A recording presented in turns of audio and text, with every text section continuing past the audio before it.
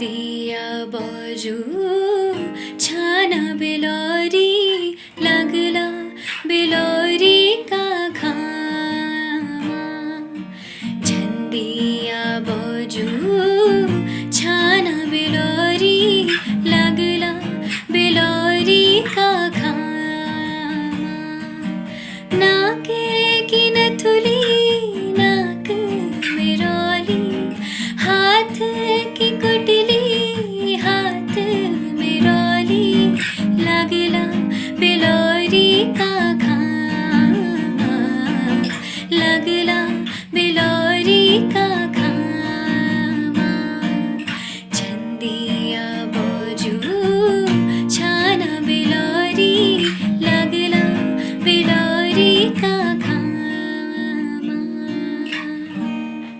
Welcome back to this second part of our conversation around this historic building and the memories that it invokes.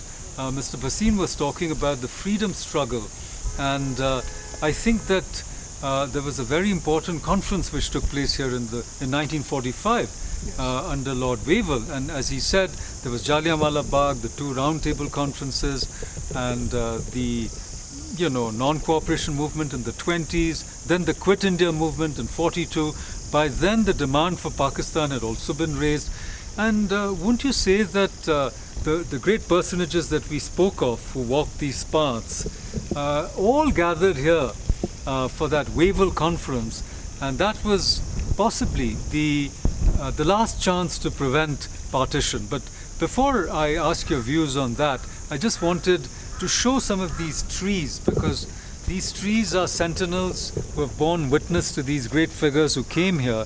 Many of these trees are more than 100 years old, and this grand oak tree, these chinars, there's a chinar tree at the back too, which is magnificent, all bear testimony to what happened hereabouts. But now to the Wavell conference.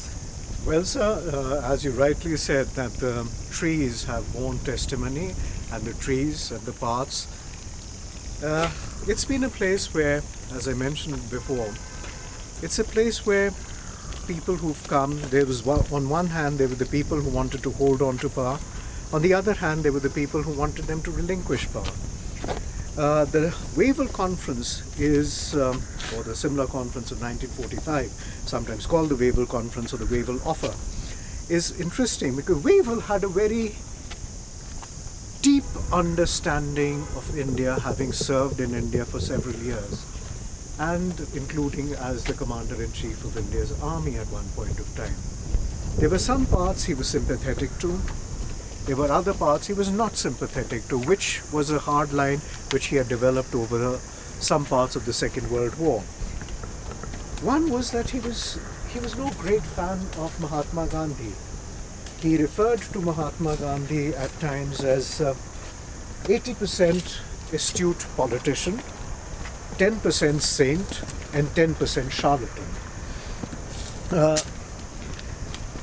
His reluctance, or his, I won't use the word antipathy, that is too strong a word, but his less than sympathetic views of Gandhiji were partly because he felt that Gandhiji had thwarted Britain's war effort during the Second World War, which you viewed from an imperial perspective was perhaps correct, but which viewed from our perspective from India was absolutely incorrect, because these were also the years where we saw the Great Bengal famine, which left millions dead, which was again, like all other famines under British rule, was a man-made famine, but this one, the severity of this famine was enormous.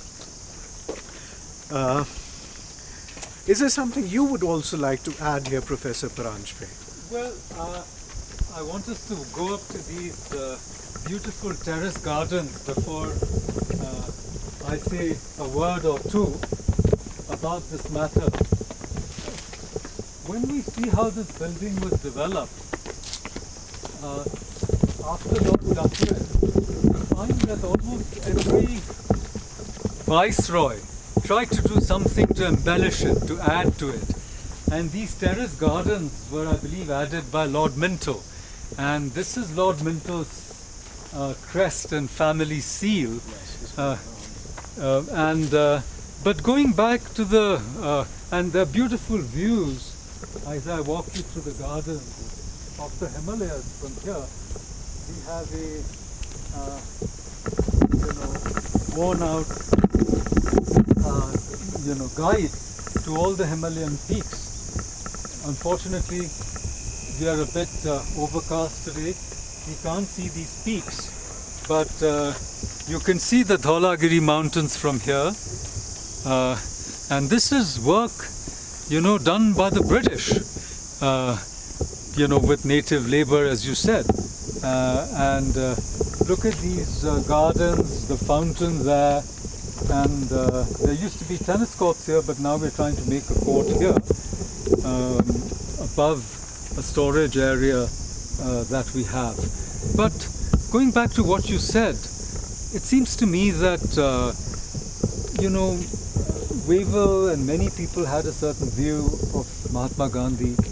I agree that he was a shrewd negotiator, and he was in politics, obviously. But as he famously said, it was not by choice, but it was because of the circumstances when politics surrounds us like the coils of a python, he said, and his great desire for Indians to be free made him, it seems to me, negotiate with all kinds of people, including with Jinnah, who was, I would say, really hell-bent on having, a Muslim majority country, which is what happened. And Pakistan was born. But Gandhi had already dissociated himself by the time the last negotiations were happening here, and he was already a saddened man, I think, that unable to prevent the partition of his beloved country, he had famously said, "Vivisect me before you vivisect India." But that had to happen in a different way after independence in 1948 on the 30th of January. But let's walk down these stairs to take us to the most distressed part of this building, which we call the kitchen wing. The stairs are right here, and I think walk slowly because they are not, or you can follow me, they are not in very good condition. But let me take you back, Mr. Bhasin, to those times of Lord Amherst when the Britishers first came to Shimla. And what do you think made them decide to make this the summer capital? And here you see some construction work, and this is the lecture halls which go to the council chambers inside here. So we are coming actually to the back of our building, but please come here and tell us about the times in the 1830s and 40s, or even before, when Kennedy came here and the British decided to... It's a fascinating little story, sir, and so much of it simply seems to be coincidence. It seems to be that that there was no broad game plan to do it the way it was finally done. At the end of what were called the Gorkha Wars, certain outposts had been retained by the British as military outposts and as sanitaria, one of these being what grew to become the town of Simla. The first permanent house, which was made in 1822, was by Captain Kennedy, the second political agent appointed to the Hill States. Till that time, it's just one little place in the hills. It's 1827, the Governor-General Lord Amherst comes here. 1828, the Commander-in-Chief Lord Combermere comes here. By about the mid-1830s, several people had started coming, and British nationals had started coming to this little village, which steadily, it was almost like a very organic growing of this little village. The local rulers of Patiala and Keonthal, who owned the land, had only two stipulations: no cattle be slaughtered, and no tree be cut. But by the 1840s, for all practical purposes, Simla had become a seat of power. Wherever the Governor-General and the Commander-in-Chief went, automatically power moved with them. It's only 1864 that it officially becomes a summer capital. Now here, sir, we end up in this very, very interesting situation. It's called a summer capital, but for all practical purposes, this is the true capital of India, as the government comes here in late March or early April and stays here till late October, early November, going to Calcutta 1200 miles away only for the winter months. And this journey of 1200 miles is done at a time, we're talking about the point of time, no roads, no railways, no communication as we know it, where people moved in these almost mind-boggling combinations of elephant back, horseback, and plain old foot slogging, taking about 3 days from the foothills town of Kalka, coming up to Simla. It took about 3 days. And people would often walk at night to avoid the summer sun, carrying, or when they did so, they were carried up in palanquins or palkis in different ways. Now we end up in this almost ludicrous situation that here is this tiny little village up on a hilltop from where one of the world's most powerful governments rules. The jurisdiction of the Indian Empire extended from Yemen right across to Burma.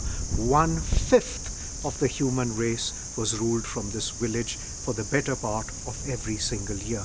And in the early years, this little village is connected to the rest of the world by one narrow mountain path, and after 1858 by 2 telegraph lines. And it was said then that if a tree falls down or if there is a landslide, the government of India does not know what is happening in the rest of the empire. And that did happen at times. It's so fascinating to go back to those times. And as you can see, now we come back to the present. Take a look at all the scaffolding. And this is the back of the building, which is the kitchen wing.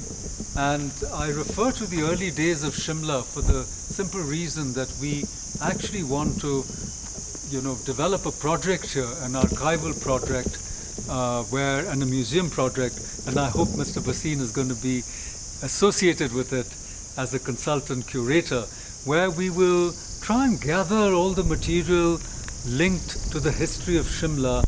We'll also have an oral history component where we can preserve the memories of the living amongst us who go back to not the founding times, but certainly back to 80, maybe 50, 60, 70 years. Because as you rightly said, today with a population of about 500,000, it's probably the biggest hill station in the world, as well as the capital of Himachal Pradesh. So I just want to take us for a minute to this kitchen wing, because it's a 5-story building. It needs repair and restoration, and we're going to talk about that because we've just started on that work. But it has some incredible things. It has a wine cellar as you move up. It has a Victorian scullery. It has a refrigeration plant. It has a laundry, and some of the tiles are from Sheffield and different parts of England. It's actually a history of the times, and we are very keen to restore it. And I know as we walk here that you have been associated with the museumized couple of rooms of our Viceregal Lodge or Rashtrapati Nivas. So can you tell us what you did at that time along with Aditya Arya and some other people, and what are the possibilities of preserving some of these historic things that I just mentioned? Perhaps we can turn a few of these rooms also into additions of our existing facilities, museum facilities. I think we could do a wonderful job here, sir. For one, is that this is perhaps the only building which remains extant today, which offers such a great window into a way of life which is long gone. History moves on. There is one thing to dwell in the past, there is one thing to learn from the past, and there is one thing to learn and then move on from the past. This is what I like to think about, is that we cannot wish away certain parts of our past. They happened, they happened. We have to deal with them in a sensitive, mature manner and present them to the greater, to the wider public in that appropriate manner. And this, your idea of creating an oral archive, of creating a museum, or I should say expanding the existing museum facilities, is most appropriate. When I first worked on this museum project roughly about 25 years ago, I was very young then, and it was a huge learning experience for me. We pulled out pictures from cellars, we pulled out damaged pictures, slowly repaired them, painstakingly did whatever we could, but being very careful that we did not do anything that would harm them further or use chemicals which would damage these pictures further in any way. We also created and cleaned the first room. We removed layers of varnish and paint to go back to the grain of the Burma teak, and we removed the layers of paint which were there over the Carrara marble, over the fireplace. That is what history sometimes does. It removes layers and goes back into what the originality was. Today, sir, you are, I would say, you're almost like a custodian, in a manner of speaking, of a very important part of our country's history, of our country's heritage. You very rightly pointed out earlier in our conversation is that how many events took place in in our country. The McMahon line, the Durand line, the first Afghan war, which was Queen Victoria's first war, which also was declared after SIMLA. It is strange how this tiny little village has had so many events take place from its confines. We also have this very strange thing by SIMLA at all. Its insulation was perhaps the most important thing, which is what made it and what made the British create it as a summer capital. Layers of hills separating it from the plains, surrounded by mountains and forests, which gave it natural protection. This in some ways is what the Institute is today. It is a place somewhat isolated but very well connected to the world at large. So as the custodian, so to say, of this enormous heritage and this enormous corpus of history, what would you like to say about this? What is your take on this? Well, first of all, this building belongs to the Government of India, and we are just helpers here. I think the government is well aware of its importance. We would like to participate in the Prime Minister's push, India at 75, which should happen in 2 years from now. Wonderful. And 2-3 years from now, and we want to prepare for that, because we can't talk about India at 75 or the freedom of India without bringing this historic place into the narrative, as you rightly pointed out. And I'm happy on behalf of all the directors of this institute, right down from Professor Nihar Ranjan Rai in 65 to my predecessors in the last few years, including Dr. Chetan Singh, Dr. Peter D'Souza, and all the others, Professor Mrinal Miri, that we've at last got a sanction after so many years for the repair and restoration of this building. This is a comprehensive sanction given to us by the Ministry of Education, what used to be called the Ministry of Human Resource Development, and the work on the most distressed part of this building, the kitchen wing, as you can see, has already started. This was the foundation laying stone on the 13th of August, and I do hope, it's my prayer and earnest desire and wish that by the time India turns 75 years old in 2022, this building will be reopened with these additional facilities. In the meanwhile, because of COVID, we've stopped the tourists from coming here, but with social distancing and some norms, I hope that the grounds, if not the insides of the building, will be thrown open to tourists as before. But this comprehensive restoration and renovation of the building, I think, will make a huge difference in preserving this part of our history, which is really special. Thank you so much. Thank you. Thank you. हाय तेरी रुमाला गुलाबी मुखड़ी केवली जजीरे नाक की नथुनी केवली जजीरे नाक की नथुनी हाय तेरी रुमाला गवे गलो बंदा हाथ की दकुली गवे गलो बंदा हाथ की दकुली चम चम चमकी रे माथे की बिंदुली अरे चम चम चमकी रे माथे की बिंदुली